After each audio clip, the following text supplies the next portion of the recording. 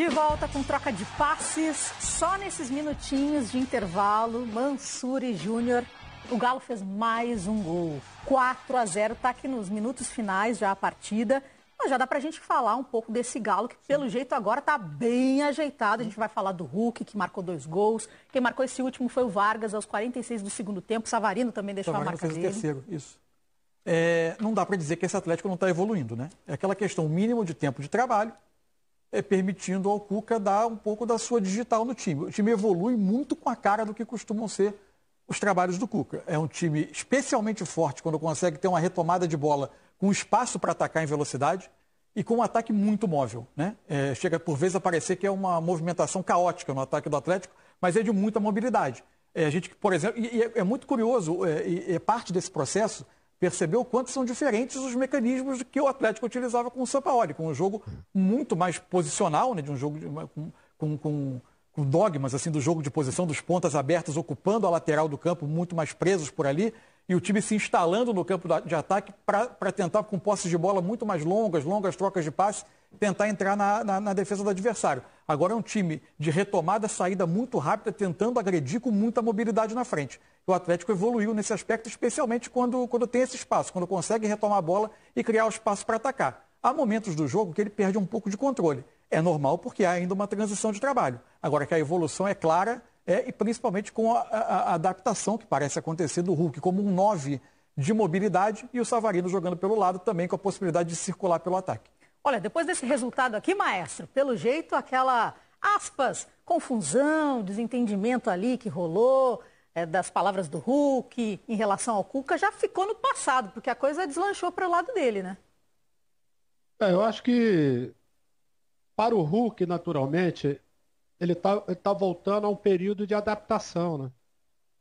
Quer dizer, isso se leva um pouco de tempo também. A outra coisa em relação ao Atlético do Sampaoli, é um tipo de jogo completamente diferente. Algumas coisas a gente ainda vê, né? Por exemplo, o Arana armando o jogo um pouco pelo meio, né? E tem uma coisa, o Hulk jogando nessa posição, se ele se adaptar ali, fica um ataque fortíssimo, né? Com o Savarino pela direita, com o Keno pelo lado esquerdo, e fica o Nátio Fernandes vindo de trás, fica realmente uma parte ofensiva muito grande. Eu acho que a única preocupação que o Cuca vai ter é exatamente equilibrar essa parte ofensiva com a parte defensiva, que existe alguns ajustes. Mas isso vai ser uma questão de tempo. E chama a atenção a qualidade técnica do time do Atlético, né? É um time que, quando tem a bola, trata bem a bola, trata a bola com carinho. E esse time, na hora que entrosar, realmente vai dar muito trabalho para todo mundo.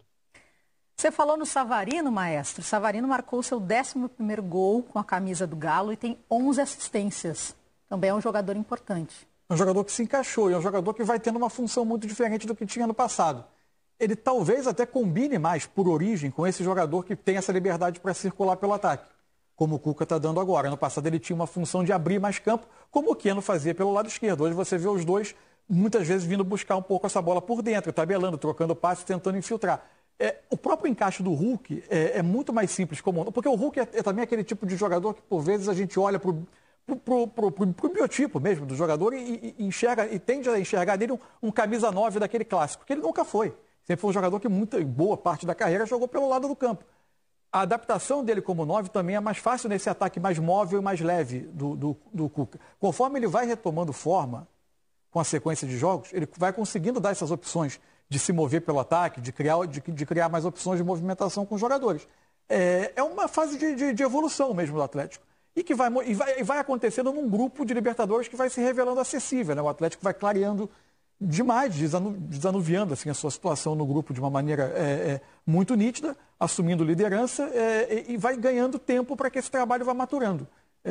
Acho que os sinais são muito positivos a essa altura, depois de um período de uma cobrança muito precipitada em cima do time. Final, então, de partida, Galo 4-0 em cima do Cerro Porteño e o Santos goleou o The Strongest 5-0 também, jogo encerrado. Daqui a pouquinho a gente vai falar com mais detalhes dessa partida. Marinho foi eleito melhor em campo em votação da Comebol. Foi muito bem o camisa 11 hoje. Palavras do Gabriel dos Santos, que está sempre na cola do Santos. Nosso aspas Gabigol, a gente brinca porque ele lembra o Gabigol do Flamengo, mas cobre o Santos. Vai entender, né? Agora a gente segue falando de Atlético, do Hulk. A gente tem números do Hulk para compartilhar com vocês. Deixa eu colocar no telão, pode ser, nossa diretora Fernanda Kalash? Vamos colocar no telão, então o maestro também tem acesso da casa dele para a gente passar juntos os números do Hulk. 5 gols nos últimos 4 jogos, pênaltis sofridos 2 e ainda deu também uma assistência. Tem 34 anos e, como disse agora o Mansur, e o maestro também falou, tem essa retomada física, ele tá se readaptando claramente ao futebol muito melhor. Brasileiro. Muito melhor, com muito mais mobilidade do que quando chegou. O Cuca, inclusive, começou tentando colocar ele pelo lado direito, uma função que terminava por exigir, não que ele acompanhasse o lateral 100 metros, você não vai, de 100 metros de campo para cima e para baixo, você não iria exigir isso o tempo todo de um jogador como o Hulk. Mas o mínimo de recomposição, ele estava tendo dificuldade de ter, até de cumprir funções pelo lado. O Cuca conversou com ele, inclusive dias antes daquela entrevista, num jogo de Campeonato Mineiro contra o Atlético, quando ele reclamou de mais minutos, deu a entender que estava insatisfeito com as oportunidades. Tinha havido uma conversa para ele jogar como 9 e o Cuca não o colocou de imediato, ele ficou mais um jogo no banco e depois passou a ser o 9, esse 9 com mobilidade. Não o 9 fixo que fica prendendo o zagueiro na área, que não seria usar o Hulk da melhor forma. Mas esse 9 com mobilidade ele hoje está mais apto a fazer também, porque fisicamente está melhor. Complementando também com mais dados aqui do espião estatístico, maestro. 12 jogos pelo Atlético, o Hulk já soma. 839 minutos em campo, 6 gols, 2 assistências. Participou de 1 gol a cada 105 minutos. Bons números? Só, eu acho que dentro daquilo que vai acontecer nessa sua readaptação ao futebol brasileiro, eu acho que os números são excelentes. Ele já é um dos artilheiros da Libertadores, né? Quer dizer, isso mostra exatamente a sua capacidade. Ele só não pode ficar como homem de referência jogando de costas. Para ele, mesmo com aquele físico que ele tem, não é a função dele, não é dele essa característica, né? Até mesmo porque nos últimos anos ele jogou muito mais como um segundo atacante, né? Tem um outro problema, que o Atlético não tem um centroavante, né? Porque esse time foi montado com a ideia do Sampaoli, né? E talvez por isso o Atlético esteja procurando um centroavante, porque de repente, quando tiver uma necessidade, vai usar esse homem de referência. Porque a quantidade de cruzamentos, de jogadas pelas laterais que o Atlético faz, com o Savarino pelo lado, com o Guga, e também com o lado esquerdo com o Arana e o Keno, são muitas jogadas. E às vezes você vai precisar de um homem mais fixo dentro da área. O Hulk pode até chegar. Você vê que os gols que ele tem feito não são aqueles gols do centroavante nato, né? Ele está sempre vindo de trás para poder exatamente finalizar essa jogada pelas suas características. E na hashtag troca de passes, o Gilvan Lopes está assim, ó, só felicidade. Galo goleia em noite de gala. E está dando risada aqui, está se divertindo. E também fez um ótimo jogo, foi o Tietê. Sim. O Atlético não teve hoje o Zaratio, o Cuca começou com o meio-campo com o Tietê e com o Alan, tendo o Nath um pouco mais à frente, mas esses jogadores, como é estilo do time, tendo muita liberdade de rodar pelo meio-campo, ele tem buscado, eu acho que uma das grandes razões, além de conhecer o Tietê, de tê-lo buscado, essa capacidade de ser um meia versátil, de se mover por vários setores no meio, e no segundo tempo ele colocou o Jair, liberando ainda mais o Tietê para ocupar alguns metros mais adiante do campo, mas durante os 90 minutos ele foi muito bem, e tem uma ótima participação, inclusive, na construção do segundo gol. Só uma conversa agora, tipo conversa de bar, sabe? Porque não é informação, é especulação. Então a gente não pode tratar como uma possibilidade real. Mas Guerreiro chegou, né, esse nome chegou a ser ventilado aqui em vários sites como uma possibilidade para o Atlético Mineiro. Seria uma boa opção, maestro? Um bom nome, né? Não tem dúvida, né? O Guerreiro é esse jogador de frente. É aquele que pode fazer essa referência, que segura essa bola. Que a gente já viu ele fazer no Corinthians, no Flamengo, no próprio Inter, antes de se machucar. É um bom nome, né? Não sei se... Até mesmo porque, eu estou lembrando aqui o seguinte, o Rodrigo Caetano foi quem levou, né, o Guerreiro para o Flamengo e quem levou o Guerreiro para o Inter.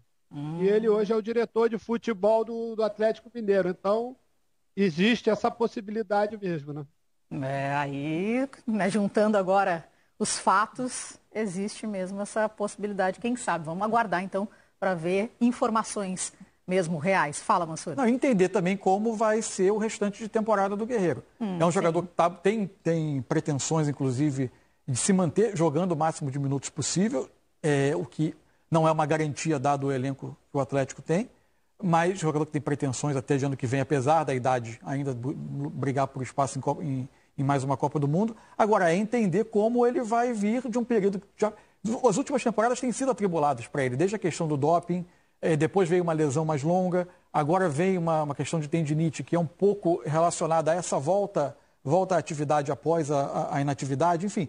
Tudo isso é para entender que, não é, evidentemente, conforme os anos passam, a recuperação ela não é mais tão simples quanto alguns anos atrás. Vamos colocar os números da partida aqui também, para a gente passar juntos. Eu quero ouvir o Maestro e o Mansur sobre os números que a gente vai colocar no telão. A gente tem que desmistificar esses números, né? Traduzi-los para quem está assistindo aqui. 4 gols já dá para chamar de goleada. Sim, claro. Ah, tá, né? Porque esse dia teve uma discussão, mas é que era 3-0. 3-0 tem a discussão eterna. Discussão eterna. As 4-0 é goleada. Então, portanto, tanto o Galo quanto o Santos, que é o nosso próximo assunto, também goleou pela Libertadores. Posse de bola menor do Atlético Mineiro, mas muito mais efetivo, pelo que a gente está vendo. Muito a ver com o estilo de jogo. Não é um time que pega a bola e conserva a bola para se organizar para atacar. É um time que pega a bola e tenta jogar sempre verticalmente, como você falou, ou seja, na direção da área adversária, tentando acelerar o jogo. Então, o Atlético não é um time de colecionar posses de bolas longas e acumular um percentual de posse alto. Não é isso que combina com o que o Cuca pede ao time para fazer. 42%. Até pelos jogadores, né? Perdão, Karina, até pelos jogadores, característica desses jogadores de frente, né? Boa, o Savarino aberto por um lado, o Keno aberto pelo outro. Não é um time de ficar tocando a bola. Mesmo com esse meio-campo, com Alan, Tietê e o Nacho, que é o meio-campo de qualidade, né? E eu gostei da troca dele quando ele colocou o Jair, né? Quando ele sentiu que existia uma certa facilidade no meio, colocou o Jair, que está voltando de ponta, não, ficou muito tempo parado e pode ser uma ótima opção para o Cuca. Seguindo aqui os números, para a gente continuar a nossa resenha que está boa. 42% de posse de bola para o lado do Galo, 58% para o adversário, no caso o Cerro Porteño. 8 finalizações certas contra 2 apenas do adversário. Finalizações certas diretamente ao gol, tá, gente? É importante a gente frisar isso.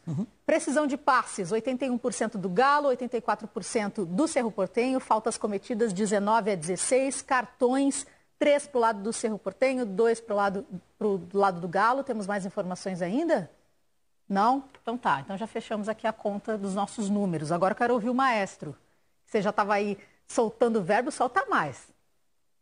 Não, eu acho, quer dizer, os números às vezes, né, eles não condizem com o que a gente vê, né? O Jean, que é o goleiro do Cerro Porteño, brasileiro, goleiro, ele fez 2 ou 3 defesas naquelas chamadas impossíveis, entendeu? O nível de jogo que o Atlético colocou foi uma intensidade muito grande, não deixando o Cerro respirar, mas no esquema exatamente como o Mansur estava explicando. Não é de ficar com a bola, não. Fechado, marcando e com uma velocidade incrível. Esses jogadores de frente, quando eles têm espaço, eles colocam em dificuldade e vão colocar em dificuldade qualquer defesa. E para você, Mansur, esses números todos, a tradução? A gente começou a traduzir eles juntos, mas agora pensando num plano geral. Não, mostra que o Atlético foi superior o tempo todo, né? A posse de bola a gente conversou, o Júnior colocou perfeitamente, é o jeito do Atlético jogar. Agora, ele chegou sempre com muito mais perigo, o tempo todo a sensação.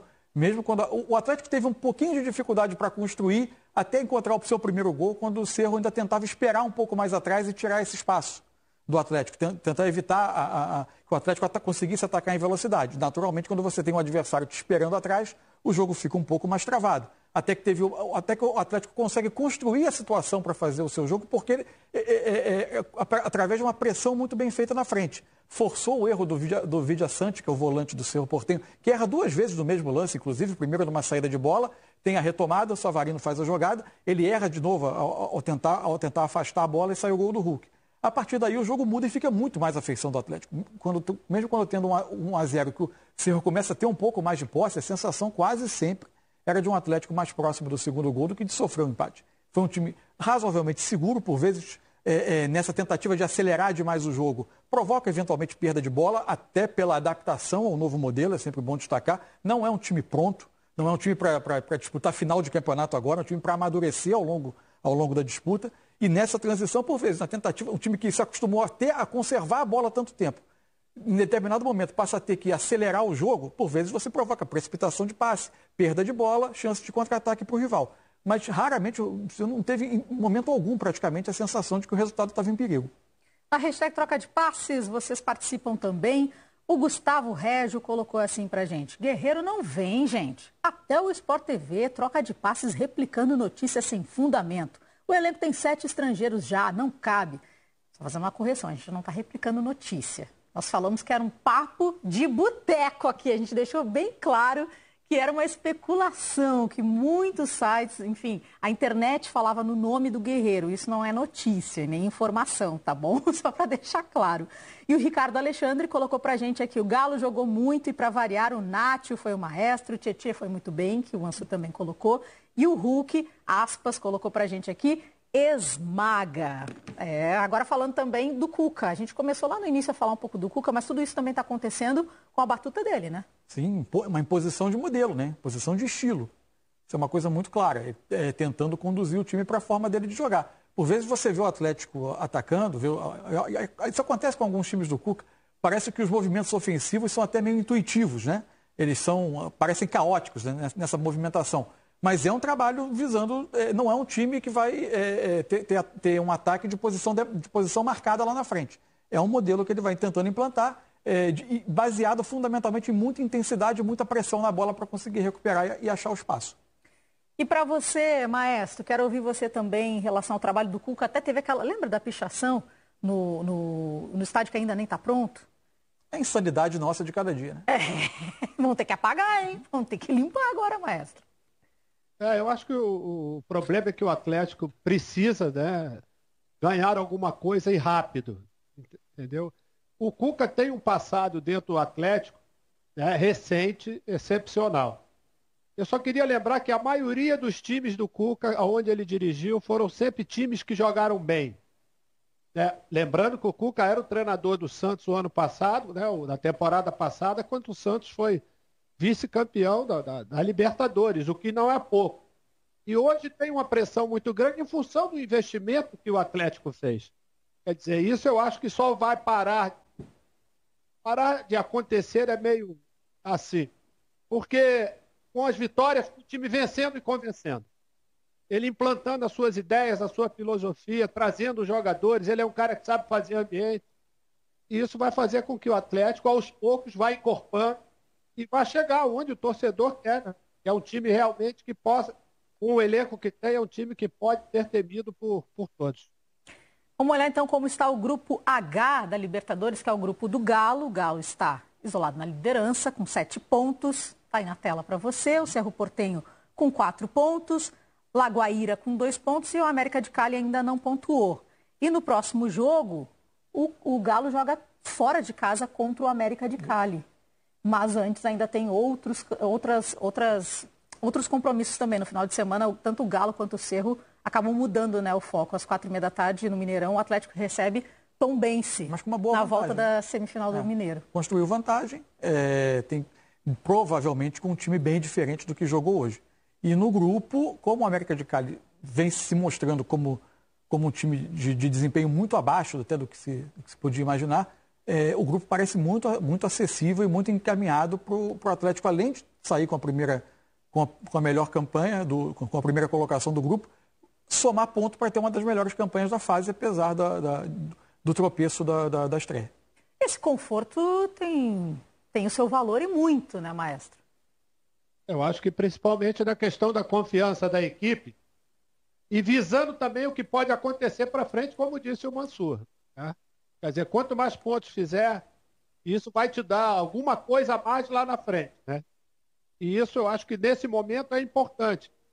Com 7 pontos, faltando ainda 3 jogos, eu acredito que praticamente o Galo já está na outra fase, né? Mas é mais importante ainda sair como primeiro do grupo. Eu tô rindo aqui, gente, na hashtag troca de passe, vocês ficam mandando mensagem, nem sempre eu consigo ver, mas dessa vez eu consegui aqui falar o do Gustavo Régio e ele tá emocionado. Lê o meu tweet, kkkk. Claro que eu leio o tweet de você sempre que dá sim. Eu só quis deixar claro porque eu deixei falando aqui com eles, né? Pô, é uma conversa de bar e tal, porque daqui a pouco a pessoa ligou a TV e só pegou Guerreiro, meu Deus, o Guerreiro daí do Galo, aí já faz uma confusão, né? Então a gente deixa tudo mais claro para vocês. E vamos falar do Galo agora. Temos coletiva de imprensa do Savarino, que também marcou gol. Vamos dar uma olhada. Sim, a verdade, primeiramente, graças a Deus, a vitória de hoje é um sentimento muito grande, fazer uma camisa do Galo na Libertadores, mas temos mais para frente, temos que seguir melhorando muitas coisas e, bom, agora pensar no próximo jogo, que é o mais importante. Igor Assunção, da Rádio 98. Savarino, o que tem mais ajudado na adaptação a essa nova forma de jogar implantada pelo técnico Cuca, com mais movimentação e espaço para bagunçar as defesas adversárias? Sim, é uma forma de jogar muito diferente, mas é bom para mim, seguramente para meus companheiros também. Pouco a pouco em cada jogo vamos seguir melhorando em todos os aspectos. Estamos achando mais comunicação dentro do campo e isso é muito importante para cada jogo. Fábio Vital, da Rádio Inconfidência. Savarino, o que representa para você, além do gol, a boa atuação individual e coletiva, a vitória por goleada? É o sinal definitivo que a equipe vai deslanchar na competição e na temporada? Não, para mim é confiança, não, mas a glória sempre é para Deus, Ele sempre está comigo. E também, por supuesto, o time está jogando muito bem, se o time está bem, individualmente também vou estar bem. E agora sempre precisamos melhorar muitas coisas e fazer o melhor em cada jogo, que é o mais importante. Savarino que depois deu lugar ao Vargas. Isso. E os dois marcaram gol. Isso. Deu lugar ao Vargas, que foi a primeira tentativa no início da temporada como esse atacante mais central. Quando o Hulk começou sendo usado pela direita, depois perdeu espaço para o próprio Savarino pelo lado do campo, e aí retornou ao time como camisa 9, como o Júnior bem colocou, sendo usado da melhor forma para ele, ou seja, sem ficar de costas para o gol entre zagueiros, tendo que duelar de costas para o gol, que você não vai tirar o melhor do Hulk. E retornou, e o Vargas eu acho que vai seguir como opção. É uma temporada absolutamente desgastante para todos os times. É evidente que você ter jogadores do nível que o Atlético tem em grande quantidade é bom no longo prazo da temporada, mas eventualmente podem surgir situações como a que o Cuca teve que administrar no caso do Hulk, porque são jogadores com uma natural ambição de ter mais minutos em campo. Agora, naturalmente todos vão jogar, porque é muito jogo. Quero ouvir você, maestro, mas já vou te informar também que o Flamengo está vencendo, hein? Está 11 do primeiro tempo e o Gabigol já fez o primeiro contra a LDU, está 1-0. Passe do Everton Ribeiro que andava meio deixando a desejar. Eu acho que em relação exatamente ao Savarino, o Savarino dá uma opção para o treinador excepcional, porque ele tanto joga pelo lado direito como pelo lado esquerdo com a mesma competência, né? E outra coisa, a parte tática do Savarino, ela é espetacular para o treinador, né? Ele é um cara que volta ajudando não só o meio-campo, mas também o lateral. Além da opção que ele te dá na velocidade, né? Esse é um jogador que vai ser destaque, com certeza, nesse time do Atlético, né? É lógico que você olha para o banco, você tem Sacha, você tem Jair, você tem Hever, você tem uma série de jogadores que lhe dão alternativas para o treinador, né? E como disse o Mansur, com uma temporada longa, difícil, com uma série de jogos, tem que todo mundo estar sabendo que vai ser aproveitado. Mas e do Tardelli, esquecendo do Tardelli. Quer dizer, você tem que saber que você tem que estar preparado para quando a oportunidade aparecer. Éder Nascimento, agora está gostando do programa, a gente está falando do Galão da Massa, né? E quem vai falar é o Cuca, que está na coletiva de imprensa, a gente vai acompanhar ao vivo. Bem, eu acho que foi uma grande partida que o Atlético fez, porque ele soube entender o jogo, marcou pressão. Pela primeira vez a gente fez 2 gols no adversário na roubada de bola no campo de ataque, o que era um pouco mais explicado de se fazer. Eu acho que o pessoal está entendendo bem, está aceitando bem essa marcação-pressão, e a gente mesclou. essa marcação-pressão com intermediária e com marcação baixa também, né? Então, você não se expõe tanto a contra-ataques, você sabe respeitar o cansaço que o jogador tem dentro do campo e eles, como jogadores inteligentes que são, sabem passar essas linhas também, né? Eles têm a liberdade para se movimentarem e têm aproveitado bem.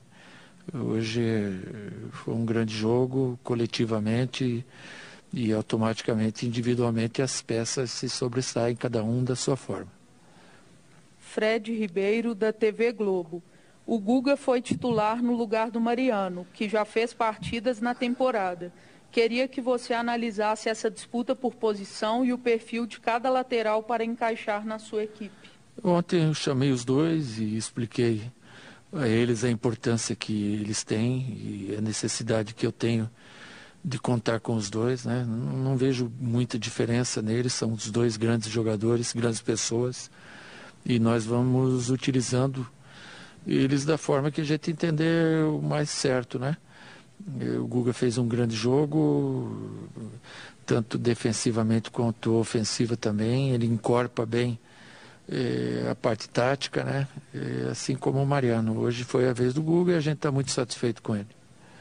Cláudio Rezende, da Rádio Itatiaia. Cuca, foi o melhor jogo do Atlético desde quando você chegou? Sim, foi um jogo bem jogado. Já contra o América também foi bem jogado, mas nós tomamos um gol que acabou no final do jogo pondo em risco o próprio resultado, mas também tinha sido bem jogado. Eu acho que eles vão evoluindo à medida que vão tendo um conhecimento maior entre eles, e à medida que os resultados vão acontecendo, eles vão pegando mais confiança. O ser humano é assim, né? É movido à confiança, as coisas começam a surgir mais naturalmente. E a gente tem muito a evoluir, muito a crescer ainda, né? Quando você ganha, não quer dizer que está tudo certo, que não precisa mais evoluir em nada. A gente tem muita coisa a corrigir e tentar crescer como equipe num todo ainda. Aí então, coletiva de imprensa do Cuca e o discurso muito alinhado também com o que a gente estava falando aqui, né? Que a confiança ajuda no crescimento, ainda tem muito para desenvolver. Quero ouvir o maestro e na sequência a gente ainda vai ouvir o Marcelo Fernandes também para falar do outro jogo da Libertadores da América. O Carine usou a palavra mágica no futebol e na vida também, que é exatamente confiança. Quando você adquire confiança, principalmente no futebol, você conhece aquela história, né, que você precisa acertar os 2 primeiros passes no início do jogo para você ganhar essa confiança. Porque quando você está confiante, você começa a fazer coisas fora do normal, né? Você deixa de jogar somente o simples. Então você começa a fazer algumas jogadas que naturalmente, quando a fase não é boa, você evita de jogar, você joga simples. E essa palavra é que a equipe do Atlético ela vai conseguir exatamente com o andamento, né? E você vê que o Cuca usa essa palavra exatamente para mostrar até mesmo na questão do Guga e do Mariano. Quem tiver mais confiante, quem tiver com aquela confiança lá no alto, vai terminar sendo